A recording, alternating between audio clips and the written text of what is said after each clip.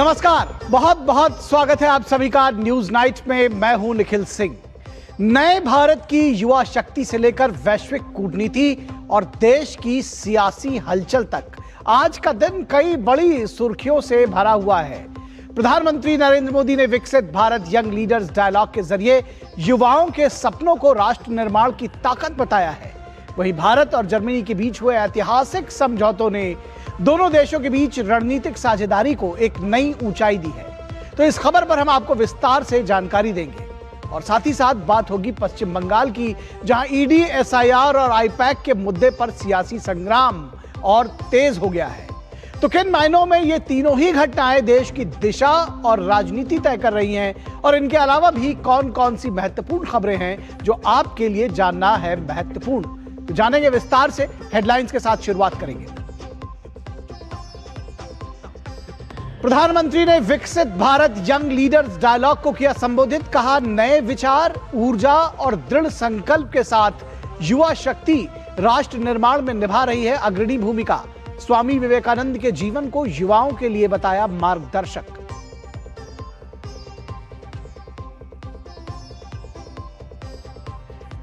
Bharat Germany के बीच कई अहम समझौतों के जरिए खुले संभावनाओं के नए द्वार।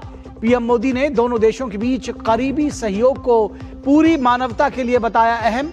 जर्मन चांसलर मर्ज ने भी दिया रक्षा और आर्थिक संबंधों की मजबूती पर जोर।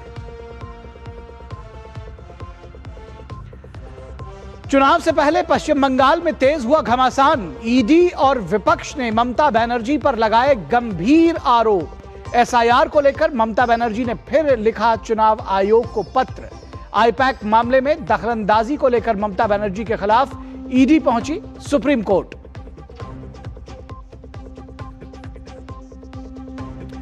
दिल्ली में 14 से 16 जनवरी के बीच स्पीकर्स और प्रिसाइडिंग ऑफिसर्स सम्मेलन का आयोजन प्रधानमंत्री करेंगे। सम्मेलन का उद्घाटन 40 से अधिक कॉमनवेल्थ देशों के स्पीकर और पीठासीन अधिकारी होंगे इसमें शामिल।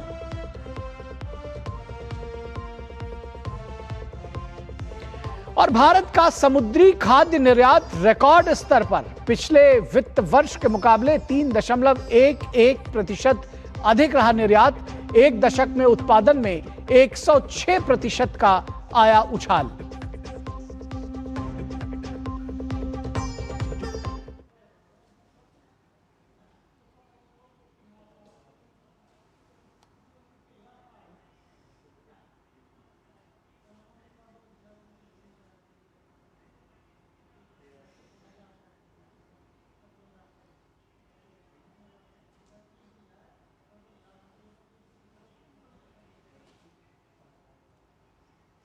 तो खबरों की शुरुआत करते हैं गांधीनगर की धरती से। आज कूटनीति और सहयोग का एक नया अध्याय लिखा गया, जहां प्रधानमंत्री नरेंद्र मोदी और जर्मनी के चांसलर फ्रेडरिक मर्ज की मुलाकात ने भारत जर्मनी रिश्तों को नई ऊंचाई दी।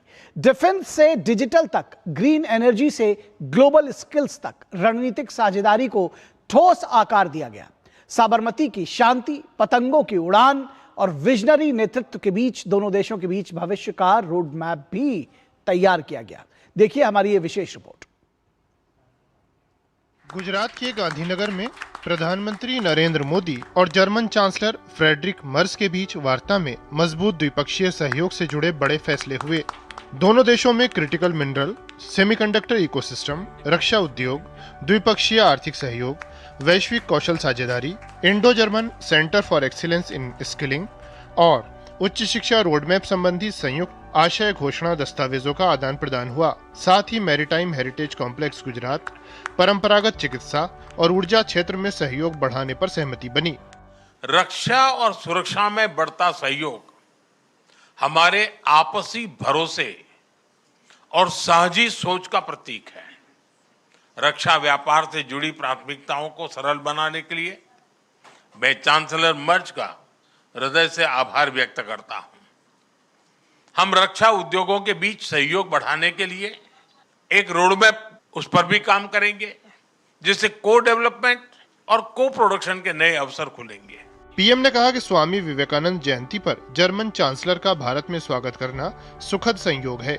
स्वामी जी ने ही भारत और जर्मनी के बीच दर्शन, ज्ञान और आत्मा का सेतु बनाया था।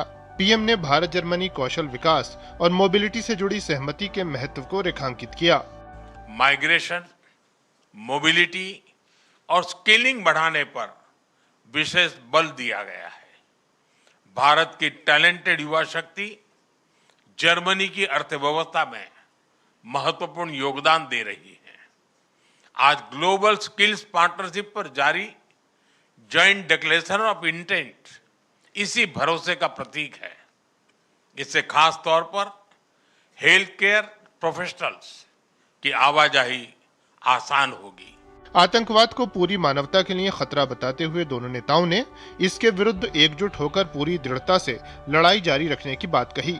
हिंद प्रशांत संबंधी तालमेल बढ़ाने के लिए जल्दी ही दोनों देश वार्ता शुरू करेंगे। जर्मन चांसलर ने अपने वक्तव्य में भारत को अहम साझेदार बताया।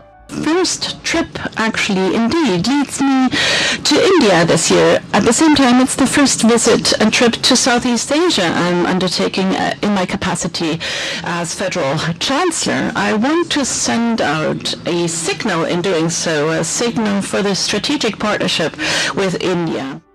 पीएम और जर्मन चांसलर ने भारत जर्मनी सीईओ फोरम को संबोधित किया। दोनों नेताओं ने आर्थिक सहयोग में विस्तार की संभावनाओं पर चर्चा की। हमने तय किया है कि इस सीमलेस इकोनॉमिक पार्टनरशिप को लिमिटलेस बनाया जाए, यानी ट्रेडिशनल इकोनॉमिक सेक्टर्स के साथ साथ अब स्ट्रेटेजिक सेक्टर्स को भी गहरा सहयोग होगा। India is an important trading partner for Germany, and the trade volume between the EU and India is at a record high.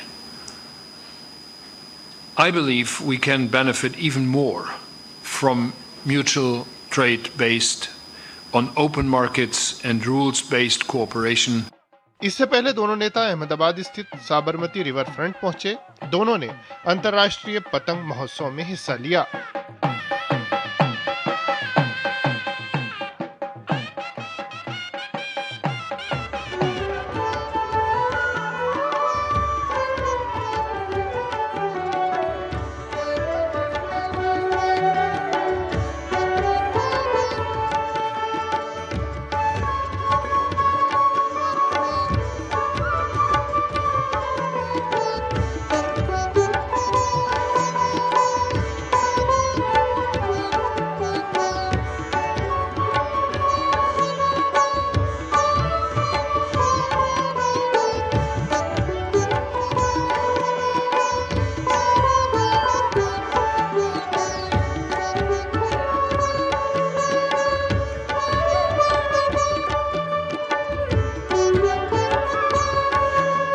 दोनों नेताओं ने साबरमती आश्रम में राष्ट्रपिता महात्मा गांधी को श्रद्धांजलि भी अर्पित की।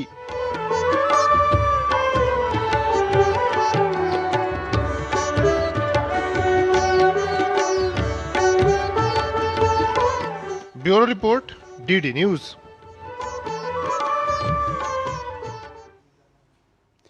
और अहमदाबाद में इंडिया जर्मनी सीईओ फोरम के अवसर पर दोनों देशों के शीर्ष उद्योगपतियों और व्यावसायिक नेताओं ने भाग लिया और व्यापार, निवेश और तकनीकी सहयोग को और मजबूत करने पर विचार विमर्श किया। प्रधानमंत्री मोदी और चांसलर मर्ज ने भारत जर्मनी आर्थिक साझेदारी को नई ऊंचाइयों तक ले जाने की प्रतिबद्धता जताई। Germany CEO forum prime minister Modi के नेतृत्व में और चांसलर मैट्स के साथ जो आज यहाँ पे हो रही है, मैं उससे बहुत उत्साहित हूँ कि हमारे देश की जो टेक्नोलॉजी है, हमारे देश का जो पेमेंट इकोसिस्टम है, जो हम सब लोगों ने मिलकर बनाया है, कैसे हम जर्मनी के साथ एक पार्टनरशिप कर सकते हैं, कैसे वहाँ के स्टार्टअप हमारी टेक्नोलॉजी को लेवरेज कर सकते हैं और कैसे हमारी कंपनियाँ, हमारे startups Germany as a market और जर्मनी एज अ टेक्नोलॉजी को एक्सपेंड कर सकते हैं। ये एक सीईओ फोरम जिसमें हमें बहुत ही नामी गिरामी उद्योगपति और उनके जो सारे साथ लोग आए हैं उनसे मिलने का मौका मिल रहा है। मैं बहुत शुक्रगुजार हूं प्राइम मिनिस्टर मोदी के नेतृत्व में, जो भारत ने अपनी जो टेक्नोलॉजी प्रोग्रेस करी है वो एक अपॉर्चुनिटी है पावरेस दिखाने की कि हम किस तरह से यूरोप, जर्मनी उनको सपोर्ट कर सकते हैं मेड इन इंडिया टेक्नोलॉजी के साथ। भारत और जर्मनी के बीच में कोलैबोरेशन से बहुत अपॉर्चुनिटीज़ हैं। सिर्फ जो जर्मनी और इंडिया की डोमेस्टिक मार्केट्स हैं उसके लिए सॉल्यूशंस प्रोवाइड करने के लिए नहीं, बट ऑल्सो एक ग्लोबल स्तर पे भी कोलैबोरेट करके बहुत सॉल्यूशंस प्रोवाइड कर सकते हैं। बिकॉज इंडिया में जो पर्पसफुल पॉलिसी रिफॉर्म्स हुए हैं, डिजिटल और फिजिकल इंफ्रास्ट्रक्चर में इन्वेस्टमेंट हुआ है, ईज ऑफ डूइंग बिजनेस हुआ है, तो भारत में एक तो स्केल है, बिजनेस एनवायरनमेंट बहुत ही बेहतरीन है, इंडिया में टैलेंट है, डेमोग्राफी है, तो कोलैबोरेट करके actually India can be a base for a global hub of services and exports, bringing together the strengths of both India and Germany. और इसमें बहुत एरियाज हैं जहाँ कोलैबोरेट कर सकते हैं, जैसे कि green mobility, green infrastructure, renewable energy, semiconductors, power electronics, और साथ में एक दुनिया में आजकल ये प्रॉब्लम है, फूड और न्यूट्रिशन सिक्योरिटी की प्रॉब्लम है बिकॉज ऑफ क्लाइमेट चेंज। तो इसमें मिलकर बेस्ट प्रैक्टिसेस दोनों तरफ से क्लाइमेट रेजिलियंस के लिए, डिजिटाइजेशन के लिए, तो एक nutrition food and nutrition corridors create किया सकते हैं। बिकॉज भारत में सबसे ज़्यादा एयरेबल लैंड है, वर्टिकल ग्रोथ की बहुत गुंजाइश है। तो ये दो उदाहरण हैं जहाँ पे हम लोग मिलकर और कोलैबोरेशन के साथ एक सिर्फ डोमेस्टिक मार्केट्स के लिए नहीं, बट मिलकर आई थिंक ये जो कंपेटिटिव इकोसिस्टम क्रिएट कर सकते हैं जो दुनिया भर को ये प्रोडक्ट्स और सर्विसेज प्रोवाइड कर सकते हैं। तो इसमें बहुत गुंजाइश है और बहुत चीज़ें मिलकर की जा सकती हैं। Now, every time I listen to the Prime Minister, I'm deeply impressed with how precisely he's describing what's going on, what is essential, and how we can move forward. And I think what he told us today was very encouraging in the sense that there's a strong mutual basis based in democracy, based in shared value, based in trust since many years between India and Germany as countries, but also between the Indian and the German economy. And there's many global developments that almost make it imperative for us to thrive further in innovation, in defense and aerospace, in semiconductors, in many future industries. And I think we have very complementary skills both in India and in Germany, and this is also what the Honourable Prime Minister says, that really bring us together, almost make us natural partners. So I really liked and enjoyed what I heard. I think the Prime Minister is perfectly right in his assessment. There's a lot of potential if we combine, for example, German machinery and equipment makers with the potential that we see in growth rates and the dynamic of the Indian market. तो जितने भी CEOs हैं और व्यापारी जो आपस में एक दूसरे के साथ कोलैबोरेट करने की कोशिश में हैं, दोनों ही पक्ष आशान्वित दिखाई दिए हैं। और दरअसल आज यही हमारी चर्चा का विषय है, भारत जर्मनी टेक, ट्रेड और ट्रस्ट का नया युग। भारत और जर्मनी टेक, ट्रेड और ट्रस्ट का नया युग, और इस पर हम बातचीत करेंगे। हमारे साथ खास मेहमानों का पैनल जुड़ा हुआ है, उनसे आपका परिचय करा दें। हमारे साथ खास मेहमान जुड़े हुए हैं। हमारे साथ एम्बेसडर गुरजीत सिंह, जो कि former Indian ambassador to Germany रहे हैं। एम्बेसडर सिंह, बहुत स्वागत है आपका। और इसके साथ ही साथ प्रोफेसर गुलशन सचदेवा, जो कि school of international studies JNU से जुड़े हैं, हमारे साथ जुड़े हैं। प्रोफेसर सचदेवा, स्वागत है आपका। और एम्बेसडर सिंह, अगर आपके साथ शुरू करना चाहें तो इसको आपने देखा है कि 19 के करीब समझौते हुए हैं, 8 क्षेत्रों में सहयोग आगे बढ़ा है। कूटनीति की नज़र से अगर हम देखना चाहें, आपके जरिए इसको समझना चाहें, तो क्या ये एक आर्थिक सहयोग भर है, या इसको ये भी समझना चाहिए कि यूरोप की जियोपॉलिटिक्स में भारत की एक सेंट्रल रोल के तौर पर आते हुए आप इसको देख रहे हैं? कैसे देखेंगे इसको? धन्यवाद।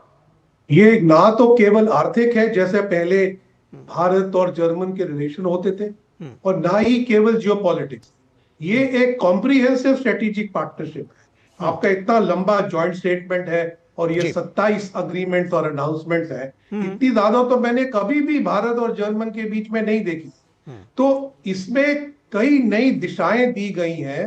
तो अगर आप मुझे पूछें कि इसका महत्व क्या है, महत्व ये है कि अब हम दोनों एक दूसरे को यूरोप में और एशिया पैसिफिक, इंडिया पैसिफिक में कोर कंट्री देखते हैं। जर्मनी हमारी कोर कंट्री है यूरोप में, और हम जर्मनी के लिए कोर कंट्री है इंडो पैसिफिक जी। और इसमें आगे जाके संबंध गहरे होंगे और कई चीजें आगे बढ़ेंगी, उसमें फायदा ही फायदा है। लेकिन जैसे मैंने कहा, यह ना तो केवल आर्थिक है ना केवल पॉलिटिकल है, ये एक तो कॉम्प्रिहेंसिव इस यात्रा का कैसे आकलन करेंगे आप? ये यात्रा का ये मान्य था कि पिछले एक साल में सिर्फ यूक्रेन और गाजा की प्रॉब्लम ही नहीं, पर transatlantic problem, supply chains की टूटने की प्रॉब्लम, ये सब प्रॉब्लम्स आ गई हैं और मल्टीलैटरलिज्म और मल्टीपोलर वर्ल्ड को ठुकरा दिया गया है। अब भारत और जर्मनी ये दिखा रहे हैं कि हम एक दूसरे के साथ खड़े होकर मिडिल पावर्स का रोल दिखाएंगे कि हम जो हमारे ग्लोबल साउथ का, क्लाइमेट का, डेवलपमेंट का एजेंडा है, उसको मिलके हम आगे बढ़ाएंगे, चाहे और बड़ी शक्तियां हमसे नजर फेर लें। जी, प्रोफेसर सचदेवा, अभी एम्बेसडर सिंह ने सप्लाई चेन टूटने की बात, युद्ध की बात, उसका जिक्र किया। ये आपसे समझना चाहेंगे, भारत और जर्मनी के बीच सहयोग को आप जब हम ग्लोबल सप्लाई चेन के नक्शे पर कैसे आप इसको देखते हैं, इसका क्या महत्व है और क्या ये जो चाइनीज ड्रिवन सप्लाई चेन कहा जाए उससे एक लीक हटने की तौर पर भी आप इसको देखना चाहेंगे? कैसे इसका आकलन करेंगे?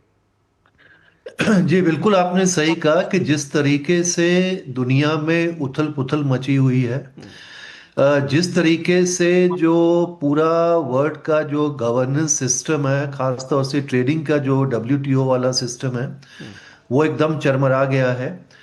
और सिर्फ यूक्रेन युद्ध की बात नहीं है, जिस तरीके से अमेरिका ने, ट्रम्प एडमिनिस्ट्रेशन ने पूरे टैरिफ का जो एक ताना बाना बुना है, जिस तरीके से सारे देशों को एक प्रेशर में लाया गया है, उसमें मुझे लगता है कि भारत और जर्मनी क्योंकि यूरोपीय संघ का भी एक बहुत महत्वपूर्ण हिस्सा है, दोनों एक दूसरे को एक बहुत महत्वपूर्ण कड़ी के रूप में देखते हैं और उनको लगता है कि भले ही भारत की अर्थव्यवस्था अभी चीन जितनी नहीं हो, भले ही भारत की अर्थव्यवस्था अभी अमेरिका में उनका वो कंपनसेट नहीं कर पाए, लेकिन एक उभरती हुई अर्थव्यवस्था है, एक बड़ी अर्थव्यवस्था है और उनके साथ हमारे जो हित हैं वो साझे हैं। कन्वर्जेंस है बहुत सारे मुद्दों के ऊपर, चाहे वो रिफॉर्म्स और गवर्नेंस का पूरे यूनाइटेड नेशंस के सिक्योरिटी काउंसिल से लेके और बाकी जो रूल बेस्ड सिस्टम है जिसमें यूरोप भी बिलीव करता है, भारत भी बिलीव करता है, तो दोनों मिलके काफी आगे बढ़ सकते हैं। और मुझे लगता है कि भारत ने भी जो उसका पूरा अपना विकसित भारत 2047 का जो अपना एक जो एम्बिशन है, एक जो लक्ष्य है, उसमें व्यापार, तकनीक और निवेश और साथ में जो ग्रीन ट्रांजिशन वाली जो सारे मुद्दे हैं, एनर्जी ट्रांजिशन का हमारा जो मामला है, वो सब में मुझे लगता है कि भारत को लगता है कि यूरोप और खासतौर से जर्मनी उसमें एक बहुत अच्छा साझेदार हो सकता है। और अभी प्रधानमंत्री ने जैसे बोला कि हम सिर्फ इकोनॉमिक सेक्टर्स में जो हम बहुत पहले से हमारा एक अच्छी साझेदारी है, 25 साल से हमारी स्ट्रेटेजिक पार्टनरशिप है और एक पूरा इंस्टीट्यूशनल फ्रेमवर्क है हमारा इंटरगवर्नमेंटल कंसल्टेशंस का, वो सब कुछ चल रहा है, लेकिन उसको हम स्ट्रेटेजिक सेक्टर्स में कैसे बदलें। और उसी तरीके से जर्मनी भी, क्योंकि पिछले 3-4 साल से उनकी अर्थव्यवस्था काफी धीमे चल रही है, वहां पे रिसेशन है और जो मैन्युफैक्चरिंग वहां पे सबसे बड़ा बेस है उनका, और वो चीन से काफी जुड़े हुए थे पहले उस मैन्युफैक्चरिंग में, वो मैन्युफैक्चरिंग बेस में उनको चैलेंज है चीन से और वो नए एरिया में डाइवर्सिफाई करना चाहते हैं, डिजिटाइजेशन करना चाहते हैं, फाइनेंशियल सेक्टर्स में जाना चाहते हैं। और तो उनको लगता है कि भारत में इन जो सेक्टर्स हैं काफ़ी उसमें तरक्की है और उनके साथ में अगर जुड़ के चलते हैं और पूरे के पूरे डिफेंस के ऊपर काफ़ी खर्चा वो कर रहे हैं, क्योंकि नेटो का भी, ट्रम्प एडमिनिस्ट्रेशन का प्रेशर है उनके ऊपर कि डिफेंस में और खर्चा करें और पूरी स्ट्रेटेजिक इकोनॉमी की जो बात कर रहे हैं वहाँ पे यूरोप के अंदर अपने डिफेंस प्रिपेयर्डनेस की, तो पूरा जो डिफेंस की नया उनकी जो अप्रोच है उसमें मुझे लगता है कि जो इसीलिए इस पूरे घोषणा पत्र में भी और पूरी बातचीत में भी डिफेंस एक सेक्टर है जो नया उभर के आया है। उसके अंदर सिर्फ खरीदने की बात नहीं है, दोनों देश आपस में किस तरीके से को प्रोडक्शन कर सकते हैं। भारत के अंदर भी हमारा जो मेक इन इंडिया का जो पूरा प्रोसेस है डिफेंस मॉडर्नाइजेशन का, उसमें जर्मनी की हिस्सेदारी हो सकती है, और जो पूरा जर्मनी अपना डिफेंस अपना जो नया जो उसका प्रोडक्शन का वो सारा अभी चला रहे हैं, उसमें भारत भी काफी सहयोग उनका कर सकता है। तो बहुत एक नया मुझे लगता है कि उनकी जो यात्रा है, उन्होंने पहली यात्रा एशिया में की है यहाँ पे, और ये एक पूरा संदेश देता है कि भारत को वो काफी अहमियत दे रहे हैं, क्योंकि हमारे संबंध बहुत पहले प्रगाढ़ हैं, लेकिन उनको एक नई दिशा देने के लिए मुझे लगता है ये पूरा उनका जो दौरा था और उसको काफी दोनों देशों को जो एक अपनी सामरिक साझेदारी को आगे बढ़ाने में ये काफी महत्वपूर्ण आगे बनेगा। जी एम्बेसडर सिंह, इसी के इर्द गिर्द या इस बात को आगे बढ़ाते हुए अगर थोड़ा सा आपसे समझना चाहें कि ये जर्मन चांसलर की पहली एशिया यात्रा है और उस पर वो जाहिर तौर पर भारत आना महत्वपूर्ण है, तो क्या इसको ऐसे भी देख सकते हैं कि जो चीन पर जर्मनी की निर्भरता, उससे थोड़ा हटने की ये एक जर्मनी की रणनीति है और इसमें भारत का जो महत्व है वो और बढ़ रहा है? कैसे आप देखेंगे? जो चांसलर मर्ट्स है ये बाय नेचर यूरोपियन, इनका दादा समय ब्रसेल्स में, आप अब चांसलर बनने के बाद फ्रांस और पोलैंड के साथ ये चलता है। इनका कोई एशिया में ऐसी दिलचस्पी नहीं थी और ना ही इनका कोई तजुर्बा था। तो आपको याद होगा कि जब एंजेला मर्केल का लंबा रूल खत्म हुआ तो नए चांसलर थे ओलाफ शोल्ज जी। नॉर्मली जर्मन चांसलर प्रधानमंत्री को साल में दो साल में एक बारी इंटर गवर्नमेंटल कंसल्टेशन के टाइम पे मिलते हैं, लेकिन ओलाफ शोल्ज ने वो नियम तोड़ा और एक स्टैंड अलोन विजिट पे भारत आए थे। ये चांसलर मर्ट्स ने भी वही किया है, क्योंकि जो इंटर गवर्नमेंटल कमीशन है वो तो 2027 में अभी बर्लिन में होगी, तो उन्होंने उसका इंतजार नहीं किया। उन्होंने कहा मैं भारत चलूं क्योंकि मेरे देश को एक नए विकल्प का जरूरत है और वो विकल्प भारत है। अब दूसरी बात रही चीन की, जो बर्लिन में सरकार है वो चीन को इतनी प्यारी नहीं है, वो तो पिछले 3-4 साल से चीन से अलग हो चुकी है।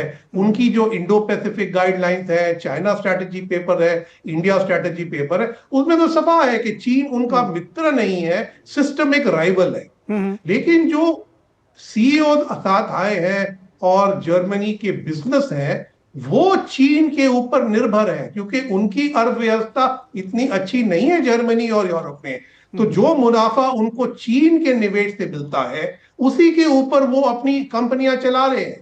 तो उनको चीन से अलग करना एक मुश्किल सवाल था। तो इस समय भी मैं चाइना +1 नहीं देख रहा हूं, मैं जर्मनी इंडिया पार्टनरशिप देख रहा हूं बिजनेस में, क्योंकि अगर उनको बोलो आप चीन छोड़ दो, वो छोड़ने को तैयार नहीं होंगे बिजनेस में। उनको बोलो भारत में नए आप गुण देखिए, वो देखने के लिए तैयार है। जैसे आपके अभी जो रिपोर्ट थी उसमें एयरबस के सीईओ थे जी। अब एयरबस तो 500 प्लेन कब से इंडिया को बेच रहा है, A320, लेकिन उसमें भारत में कभी कोई निवेश नहीं किया। लेकिन अगले पिछले 2 साल से MRO HAL के साथ किया है, जिसमें कुछ पार्ट्स बनते हैं, कुछ सर्विसिंग होती है, तो कुछ तो उन्होंने भारत में अपनी सुविधाएं लगाने की कोशिश की है। तो इसी प्रकार जो भारत के साथ बड़ा ट्रेड है उसको कैसे निवेश में बदला जाए, ये एक बड़ा मुद्दा है। दूसरा मुद्दा है कि हमारे जो इतने अग्रीमेंट्स हैं उनको हम इकोनॉमिक पार्टनरशिप में कैसे बदलें, how to turn grant to investment, ये बड़ा चैलेंज है। ये जर्मन कंपनी के लिए इतना आसान नहीं होता है। जापानी कंपनी तो ODA के ऊपर अपना बिजनेस खोल लेती है जी। लेकिन जर्मन कंपनी ODA पे आपकी मेट्रो बना देगी, लेकिन मेट्रो मैन्युफैक्चरिंग ना लोकोमोटिव ना ट्रैक इंडिया में नहीं लगाएगी। तो ये हमें कोशिश करनी है कि जो इनोवेशन पार्टनरशिप है उसके तहत में हम भारत में नई फैसिलिटीज क्रिएट करें, जैसे सीमेंस ने रेलवेज में की है। तो हमें ये सेक्टर चुन चुन के सीईओस को मिलाना है। अगर आपने देखा आज जो सीईओ बोल रहे हैं वो बोल रहे हैं कि क्या क्या हो सकता है। हम सुनना चाहते हैं कि आप क्या कर रहे हो एक दूसरे के साथ। तो वो जो एक गैप है हमें फुलफिल करना है। ठीक है, प्रोफेसर सचदेवा, अगर आपसे समझना चाहे, ये जो भारत जर्मनी एक तरह से कहा जाए कि मित्रता एक और जो सहयोग है वो एक नए दिशा में एक परवान चढ़ता हुआ दिख रहा है, इसका आप भू राजनीतिक असर कैसे देखते हैं इस विशेष संदर्भ में कि बहुत सारी चीज़ें लगातार दुनिया में बदल रही है। अमेरिका का स्टैंड बहुत सारी चीज़ों में, यूरोप से लेकर यूक्रेन तक बहुत सारी चीज़ों पर वो बदल रहा है, और फिर इस बीच में भारत जर्मनी की ये जो मित्रता है वो और प्रगाढ़ होती, कैसे इसका आकलन करेंगे? थोड़ा संक्षेप में सब आप चाहेंगे क्योंकि समय कम रह गया है। जी, आपने बिल्कुल ये सही कहा कि देखिए, जो जर्मनी का पहले जो नजरिया था एशिया की तरफ और भारत की तरफ, वो उनका मेनली जो उनका मकसद था वो आर्थिक तौर से किस तरीके से जो एशिया की अर्थव्यवस्था है, चाहे वो चीन हो, भारत हो, जापान हो, और या पूरे इंडो पैसिफिक का भी जो इलाका है, किस तरीके से वो वहाँ पे उनका अच्छा इकोनॉमिक, वहाँ पे उनका इन्फ्लुएंस था, इकोनॉमिक उनकी इंटरवेंशन थी। वो चाहते थे कि वो उसको कैसे और बढ़ाएं, तो वही उनका फोकस रहता था। इसीलिए वो एफटीए के ऊपर भी काफी समय से जितने भी जर्मन चांसलर रहे हैं हमेशा से उसको जोर देते रहे हैं। लेकिन मुझे लगता है कि अभी जो उनका नजरिया है, आर्थिक तौर से निश्चित तौर से एक बहुत बड़ी अर्थव्यवस्था है, पूरी तरीके से वो पूरी दुनिया की अर्थव्यवस्था में जुड़ी हुई है, व्यापार के तौर से भी, निवेश के तौर से भी, तकनीक के तौर से भी। लेकिन अभी शायद वो थोड़ा जियोपॉलिटिकल सोच रहे हैं हर चीज को, क्योंकि रूस से उनकी बहुत बड़ा चैलेंज है उनको, पूरे यूरोप को। चीन से जो उनका लगाव था, सिर्फ कंपनीज का ही लगाव नहीं था, वहां की सरकारें भी उनको लगती थी कि बहुत अच्छी हमारी स्ट्रेटेजिक पार्टनरशिप है। इनफैक्ट शुरू में तो उन्होंने बीआरआई को भी सपोर्ट किया था। तो वो एक लगाव था कि एक बहुत बड़ी अर्थव्यवस्था है, हमारे लिए कोई चैलेंज नहीं बन सकती है, हमारे लिए सिर्फ फायदा है। तो इसी तरीके से वो देख रहे थे, वहां की कंपनीज भी, सरकार भी। और अमेरिका के साथ तो हमेशा से उनका ट्रांस अटलांटिक अलायंस रहा था, उसके ऊपर तो कोई सवाल ही पैदा नहीं था। वो तो एक बिल्कुल बेस था उनका, फॉरेन पॉलिसी का भी और इकोनॉमिक पॉलिसी का। लेकिन अब ये सारी जो चीजें हैं वो बदल रही हैं। अमेरिका के ऊपर आप डिपेंड नहीं कर सकते हैं, वो कितने उनके साझेदार रहेंगे कोई पता नहीं है। चीन से उनको पूरा चैलेंज आ रहा है, क्योंकि मैन्युफैक्चरिंग में उनको लगता था कि ऑटोमोबाइल इंडस्ट्री है जो पूरी की पूरी ग्रीन व्हीकल्स हैं, जर्मनी की कंपनीज को लगता था कि वही डोमिनेट करेंगे जो आने वाले सालों में। अब पूरा चैलेंज उनको चीन से आ रहा है। तो रूस के साथ उनकी, आप जानते हैं कि जहां से पूरा उनको एनर्जी मिलती थी वो बंद हो रही है, धीरे धीरे खत्म हो जाएगी, पॉलिटिकल डिसीजन उन्होंने ले लिया है। जी।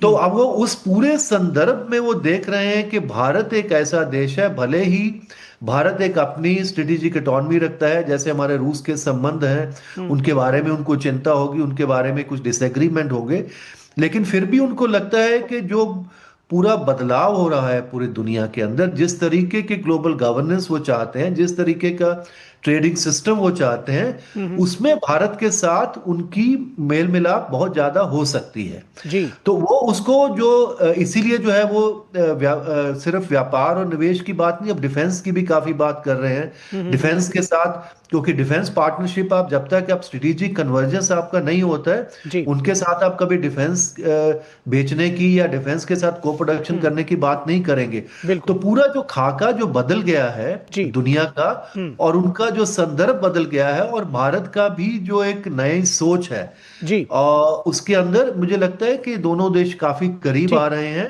जी। और क्योंकि अब जो आने वाली इंडिया ईयू समिट है उसके अंदर भी कुछ और नए जो फैसले होंगे, उनका असर भारत और जर्मनी के संबंधों पर भी पड़ेगा और उसको और स्ट्रेटेजिक एक डायमेंशन मिलेगी। जी, बहुत शुक्रिया इस तमाम बातचीत के लिए एम्बेसडर गुरजीत सिंह आपका भी, और प्रोफेसर गुलशन सचदेवा आपका भी हमारे साथ जुड़ने के लिए। तो उम्मीद करते हैं कि भारत और जर्मनी के जो रिश्ते हैं वो और तेज़ गति से आगे बढ़ेंगे, परवान चढ़ेंगे, और जो स्ट्रेटेजिक पार्टनरशिप है वो और दिन प्रतिदिन गहरी होगी। यहाँ रुकेंगे एक छोटे से ब्रेक के लिए, कहीं मत जाइएगा, जल्द हाजिर होंगे। अज सारे मोहल्ले हाजी, खुशियों दी तुम्बी बाजी, हर स्वाद दिले चटकारे, नचदे ने सारे बाजी। लोड़ी दी बधाइयां, अज मिलके जश्न मनावांगे। लोड़ी दियां लख लख बधाइयां। हो असली मसाले सच सच, MDH। जब विकास जी के लिवर का ऑपरेशन हुआ तो पॉलिसी बाजार की टीम ने हॉस्पिटल पहुंचकर 50 लाख रुपए का क्लेम अप्रूव करवाने में पूरी हेल्प की। पॉलिसी बाजार पर 1 करोड़ का हेल्थ इंश्योरेंस सिर्फ 550 रुपए महीने से शुरू। वाह, गाय तुम्हारी माता है ना? तो पशुहार के नाम पर जहर क्यों खिलाता है? अनसन हटा, दिल से खिला, सिर्फ कपिला, देश का नंबर 1 पशु आहार। ओ हरि भैया, अरे वाह, खेतों में कौन सी फसल लगाए हो? 12 महीने कमा कर दे ऐसी फसल। क्या? मैंने नया व्यवसाय शुरू किया है। उसके लिए पैसे? इसमें किसी निवेश की जरूरत ही नहीं। अच्छा, मुखिया जी। अरे मुखिया जी, नमस्ते। अरे हरी, कब आ रहे हो? आप बस चलिए, मैं पहुंचता हूं। अब मैं LIC एजेंट हूं। LIC एजेंट बनो, अब बड़ा सोचो। हमारी वेबसाइट पर जाएं या अपनी नजदीकी LIC शाखा से संपर्क करें। मेरी पसंद, मेरी पसंद, मेरी पसंद, मेरी पसंद, हमारी पसंद, हम सबकी पसंद। मजबूत देश का मजबूत सरिया हो गया स्टील। जरा सी हंसी दुलार जरा सा, the taste of India. जरा सी अनबन प्यार जरा सा, the taste of India. यही तो अमूल है स्वाद इंडिया का, यही तो अमूल है। The taste of India. Taste of India. टिंग टिंग, आपके लिए एक फेस्टिवल ऑफर है। QR कोड स्कैन करो, UPI पिन डालो और 10,000 रुपए आपके बैंक अकाउंट में। पिन डालूंगा तो पैसा खट से आएगा नहीं, झट से कट जाएगा। मैं मूर्ख नहीं हूँ। आलिया, UPI कहता है UPI पिन पैसे भेजने के लिए होता है, पाने के लिए नहीं। इस बात को याद रखें और कहें, मैं मूर्ख नहीं।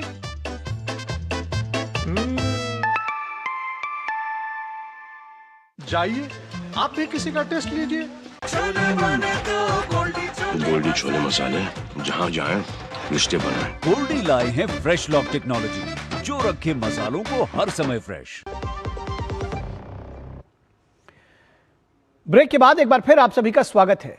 स्वामी विवेकानंद की जयंती के उपलक्ष्य में राष्ट्रीय युवा दिवस के अवसर पर प्रधानमंत्री नरेंद्र मोदी ने नई दिल्ली के भारत मंडपम में इस साल के विकसित भारत यंग लीडर्स डायलॉग के समापन सत्र में हिस्सा लिया।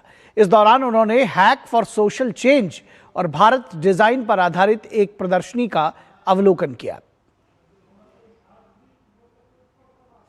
प्रधानमंत्री ने देश भर के लगभग 3,000 युवाओं के साथ साथ अंतर्राष्ट्रीय प्रवासी समुदाय का प्रतिनिधित्व करने वाले युवा प्रतिनिधियों से बातचीत की। चुने हुए प्रतिभागियों ने 10 अलग अलग विषयों पर प्रधानमंत्री के सामने अपनी अंतिम प्रस्तुतियां दी। कार्यक्रम के दौरान प्रधानमंत्री ने इस साल के विकसित भारत यंग लीडर्स डायलॉग से संबंधित निबंध संकलन जारी किया। इस संकलन में युवा प्रतिभागियों द्वारा भारत की विकास संबंधी प्राथमिकताओं और राष्ट्र निर्माण के दीर्घकालिक लक्ष्यों पर लिखे गए चुने हुए निबंध शामिल किए गए हैं। कार्यक्रम में अपने संबोधन में प्रधानमंत्री ने युवा पीढ़ी की प्रशंसा की। पीएम ने कहा कि गंभीर मुद्दों पर युवाओं के द्वारा दी गई प्रेजेंटेशन विकसित भारत के प्रति अमृत पीढ़ी की प्रतिबद्धता दिखाती है। विमेन लेड डेवलपमेंट और यूथ पार्टिसिपेशन इन डेमोक्रेसी, ऐसे गंभीर विषयों पर जिस प्रकार से विचार आपने रखे हैं,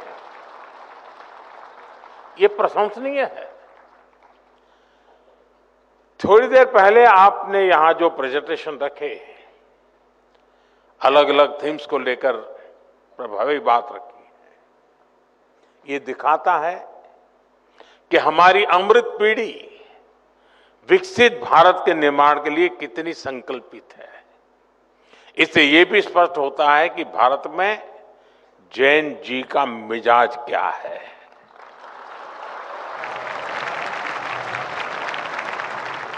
भारत का जैन जी कितनी क्रिएटिविटी से भरा हुआ है। मैं आप सभी युवा साथियों को मेरा युवा भारत संगठन से जुड़े सभी नौजवानों को इस आयोजन के लिए और इसकी सफलता के लिए मैं बहुत बहुत बधाई देता हूं, आप सबका अभिनंदन करता हूं।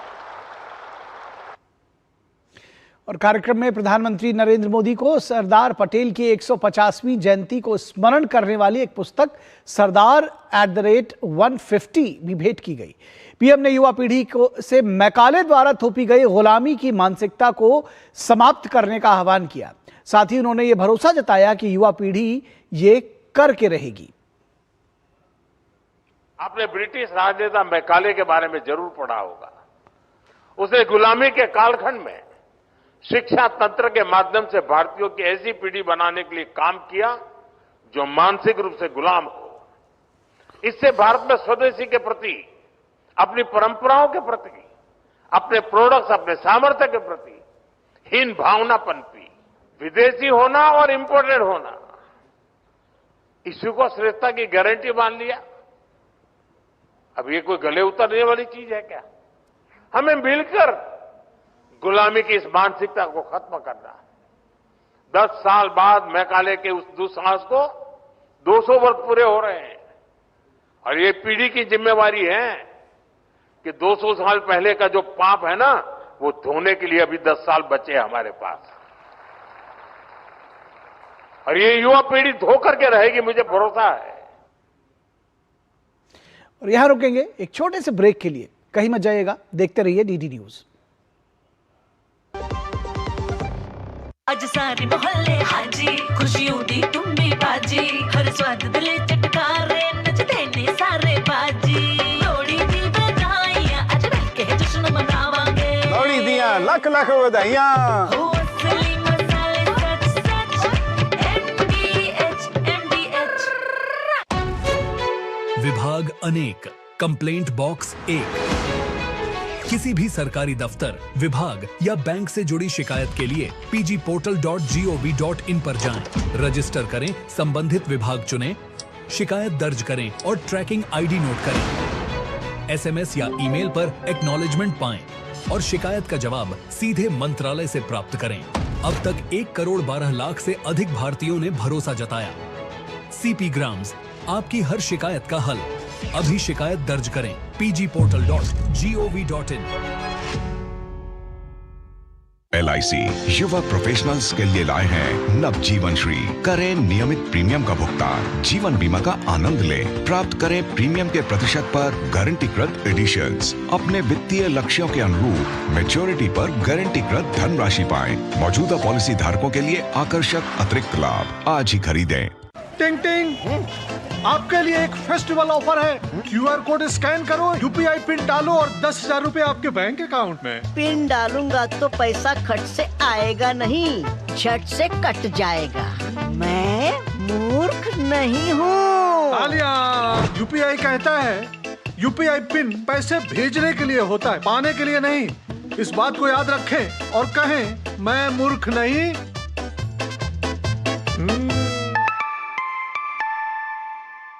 जाइए, आप भी किसी का टेस्ट लीजिए।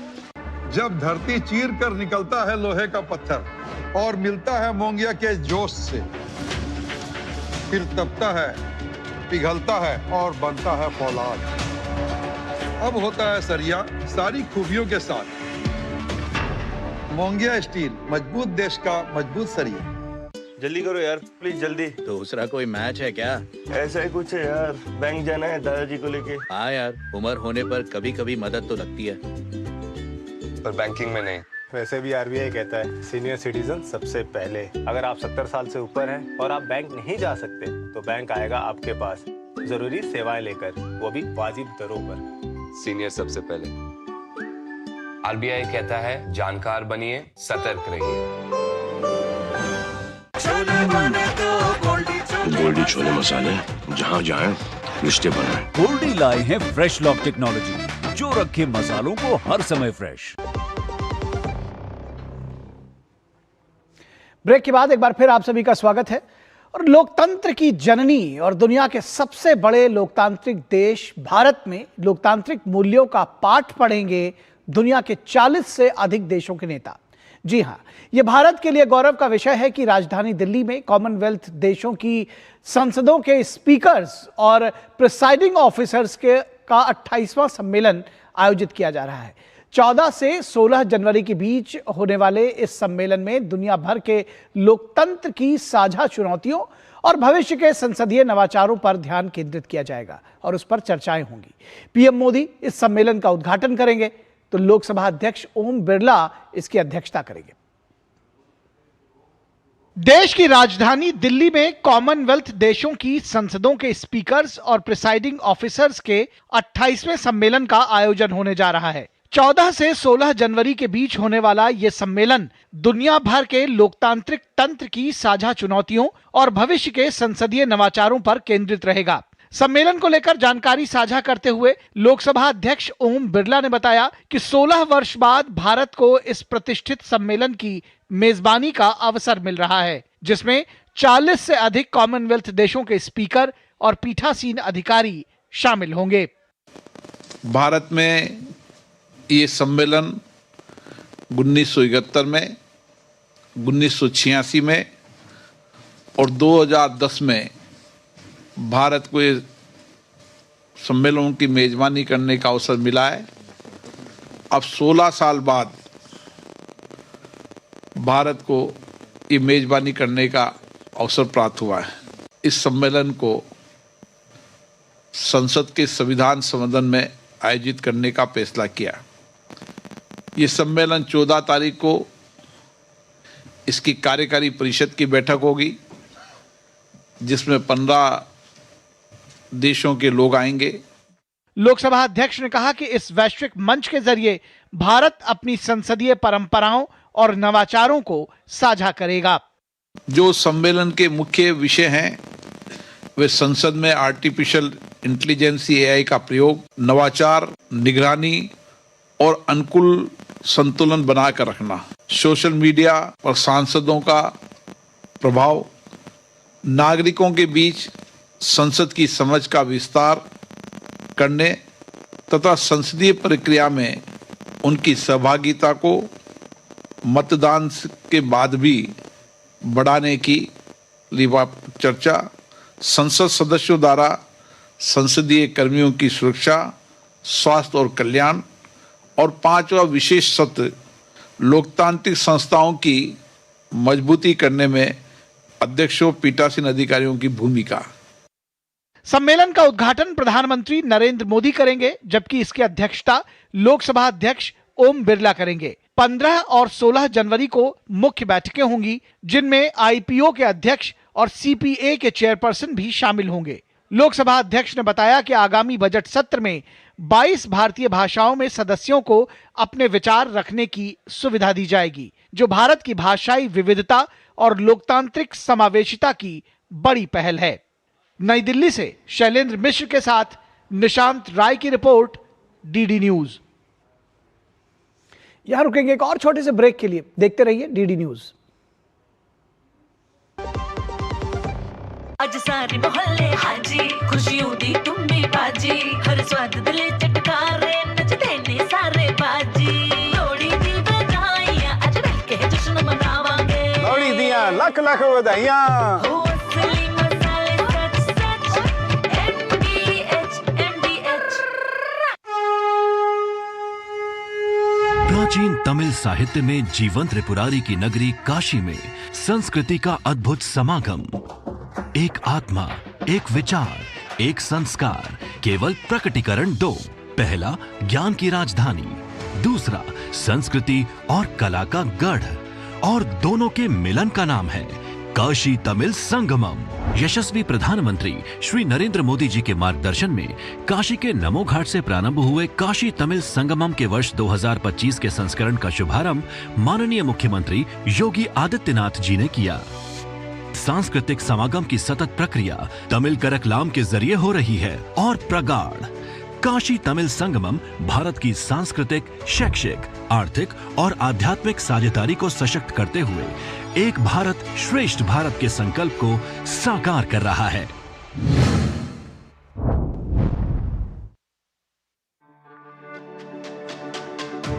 मेरी पसंद मेरी पसंद।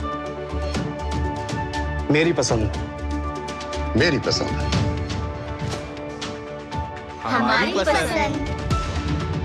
हम सबकी पसंद। मजबूत देश का मजबूत सरिया मोंगिया स्टील।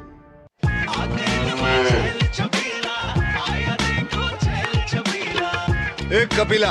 अरे भाई सब एक ही जैसा होता है। ये लो साधारण पशु आहार।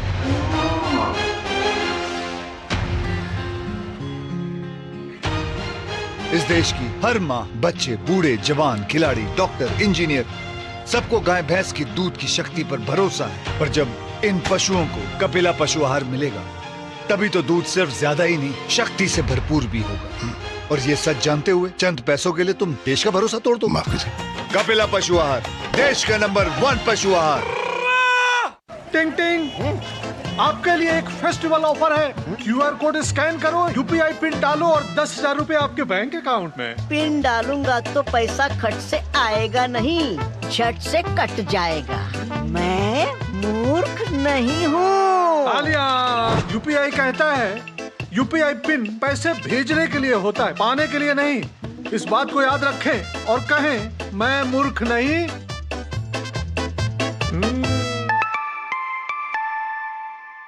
जाइए आप भी किसी का टेस्ट लीजिए।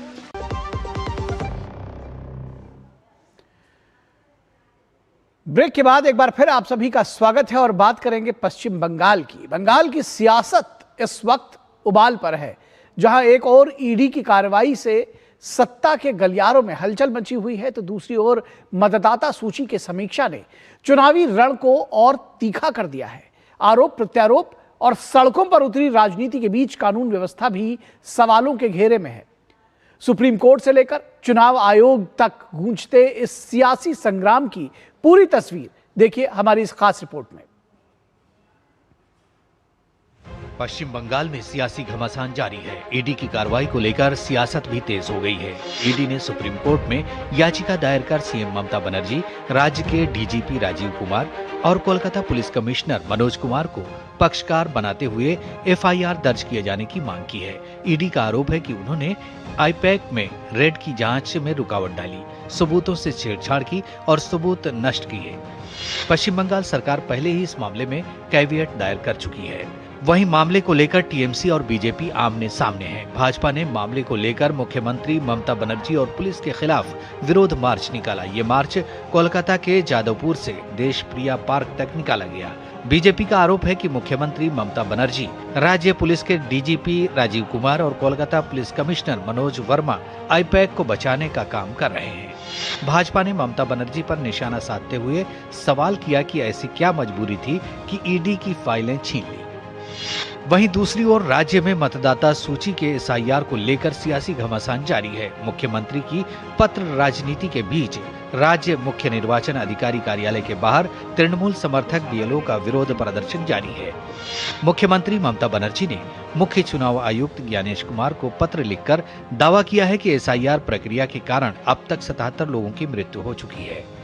मुख्यमंत्री के इस पत्र के बाद तृणमूल समर्थित बीएलओ ने नए उत्साह के साथ सीईओ कार्यालय के बाहर अपना विरोध प्रदर्शन तेज कर दिया है। पश्चिम बंगाल विधानसभा में नेता प्रतिपक्ष शुवेंदु अधिकारी ने भारत के मुख्य निर्वाचन आयुक्त ज्ञानेश कुमार को पत्र लिखकर मुख्यमंत्री ममता बनर्जी के एसआईआर पर आरोपों को निराधार बताया है। एसआईआर के माध्यम से मतदाता सूचियों में मौजूद फर्जी प्रविष्टियों, डुप्लीकेट नामों और घुसपैठियों की पहचान की जा रही है, जिससे टीएमसी की चुनावी संभावनाओं पर असर पड़ रहा है। इसलिए ममता बनर्जी अब भ्रांतियां फैला रही हैं।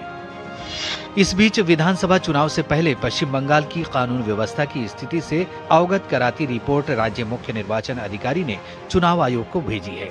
शनिवार रात पुरुलिया से लौटते वक्त पश्चिम मेदिनीपुर में टीएमसी कार्यकर्ताओं ने विपक्ष के नेता के काफिले पर हमला किया था। इस घटना के विरोध में विपक्ष के नेता ने शनिवार को चंद्रकोना थाने में धरना दिया था। अब राज्य मुख्य निर्वाचन अधिकारी के कार्यालय ने रिपोर्ट भेजी है। इस रिपोर्ट में शुवेंदु अधिकारी पर हमले की घटना के साथ ही साउथ 24 परगना में पटाखा फैक्ट्री में हुए विस्फोट का भी उल्लेख किया गया है। भाजपा ने पश्चिम बंगाल की मुख्यमंत्री ममता बनर्जी पर तीखा हमला बोला। भाजपा नेता रविशंकर प्रसाद ने ममता बनर्जी सरकार से सवाल पूछा कि प्रदेश में नेता प्रतिपक्ष के कानवाय पर हमला हुआ और एफआईआर तक दर्ज क्यों नहीं हुई। उन्होंने आरोप लगाया कि प्रदेश की पुलिस ममता बनर्जी सरकार का हथियार बन चुकी है। लगातार बिगड़ती कानून व्यवस्था और संवैधानिक संस्थाओं के काम में दखल अंदाजी के आरोपों के बीच घिरी टीएमसी सरकार की कार्यप्रणाली सवालों के घेरे में है। ब्यूरो इनपुट के साथ सौरभ दत्ता की रिपोर्ट, डीडी न्यूज। तो ये थी पश्चिम बंगाल की पूरी सियासत। इसके बाद बात करेंगे कुछ अंतर्राष्ट्रीय खबरों की, लेकिन रुकेंगे एक छोटे से ब्रेक के लिए। आप कहीं मत जाइएगा, हम जल्द हाजिर होंगे। आज सारे मोहल्ले हाजी, खुशियों दी तुम्हें बाजी, हर स्वाद दिले चटकारे, नचते ने सारे बाजी। लोड़ी दी बधाइयां, आज मिलके जश्न मनावांगे। लोड़ी दियां लख लख बधाइयां। हो असली मसाले सच सच, MDH। गांवों के विकास की दिशा अब गांव खुद तय करेंगे। विकसित ग्राम पंचायत प्लान्स के माध्यम से योजनाओं का होगा पीएम गति शक्ति से एकीकरण। प्रधानमंत्री नरेंद्र मोदी जी के नेतृत्व में इस सहभागी विकास मॉडल की नींव रखी है विकसित भारत जी राम जी एक्ट 2025 ने, जो देता है हर ग्रामीण परिवार को 100 नहीं पूरे 125 दिनों के सुनिश्चित रोजगार की गारंटी। विकसित भारत जी राम जी। टिंग टिंग, आपके लिए एक फेस्टिवल ऑफर है। क्यूआर कोड स्कैन करो, यूपीआई पिन डालो और 10,000 रुपए आपके बैंक अकाउंट में। पिन डालूंगा तो पैसा खट से आएगा नहीं, झट से कट जाएगा। मैं मूर्ख नहीं हूँ। तालियां। यूपीआई कहता है यूपीआई पिन पैसे भेजने के लिए होता है, पाने के लिए नहीं। इस बात को याद रखें और कहें मैं मूर्ख नहीं।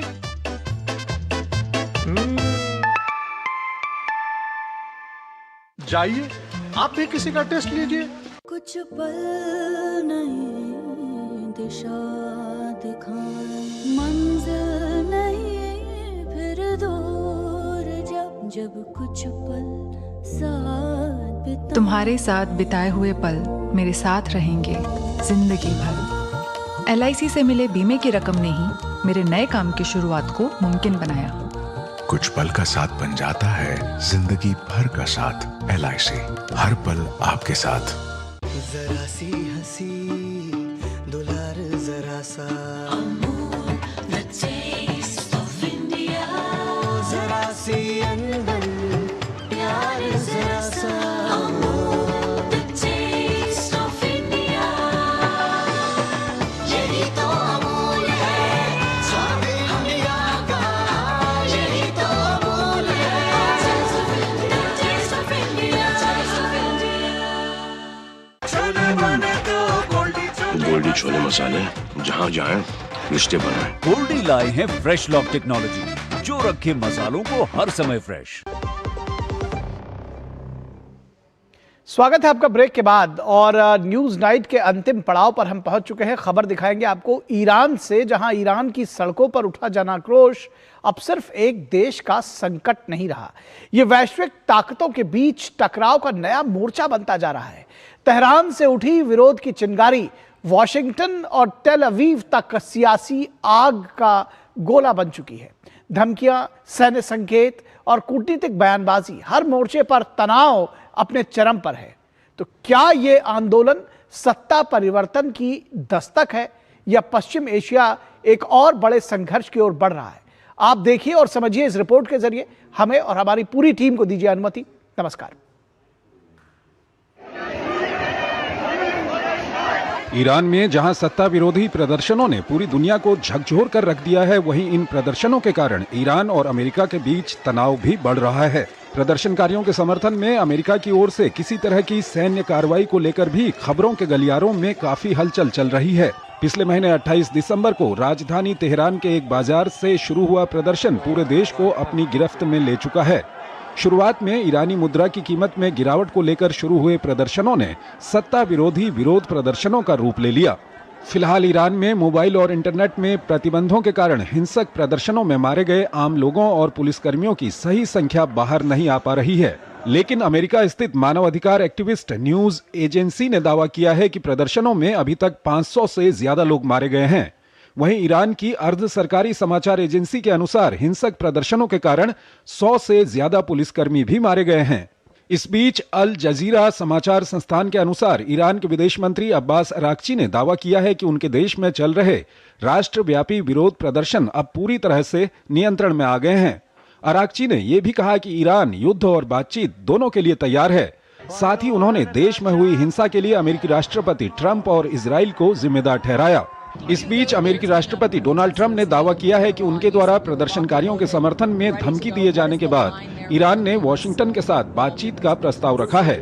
साथ ही एक अन्य बयान में ट्रंप ने दावा किया कि अमेरिकी सेना ईरान में प्रदर्शनकारियों के समर्थन में कड़ा कदम उठाने की तैयारी कर रही है। वहीं रविवार को कैबिनेट बैठक में इजराइल के प्रधानमंत्री बेंयामिन नेतन्याहू ने कहा कि हम सभी आशा करते हैं कि फारसी राष्ट्र जल्द ही अत्याचार के चंगुल से मुक्त हो जाएगा और जब वो दिन आएगा तो इजराइल और ईरान एक बार फिर दोनों देशों के लोगों के लिए समृद्धि और शांति के भविष्य के निर्माण में भागीदार होंगे। वहीं 50 साल से निर्वासित जीवन जी रहे ईरान के क्राउन प्रिंस रेजा पहलावी लगातार प्रदर्शनकारियों का समर्थन कर रहे हैं और उन्होंने अमेरिकी राष्ट्रपति डोनाल्ड ट्रंप से सीधे अपील करते हुए उनसे ईरान को फिर से महान बनाने में मदद करने का आग्रह किया। इससे पहले शनिवार को अमेरिकी विदेश मंत्री मार्को रूबियो और इजराइल के प्रधानमंत्री बेंयामिन नेतन्याहू के बीच बातचीत भी हुई। माना जा रहा है कि इसमें ईरान में भारी विरोध प्रदर्शनों को देखते हुए सैन्य हस्तक्षेप के विकल्पों पर चर्चा हुई है। समाचार एजेंसियों के अनुसार इस बातचीत के बाद इजराइल हाई अलर्ट पर है। वहीं प्रदर्शनकारियों का समर्थन करते हुए बार बार ईरान को अमेरिकी धमकी के बीच ईरान की संसद के अध्यक्ष मोहम्मद बगैर गालिबफ ने चेतावनी दी है कि ईरान पर किसी भी हमले से इलाके में मौजूद सभी अमेरिकी सैन्य अड्डे, जहाज और इजराइल ईरान के हमले के लिए वैध लक्ष्य बन जाएंगे। दूरदर्शन न्यूज के लिए चंद्रशेखर जोशी की रिपोर्ट।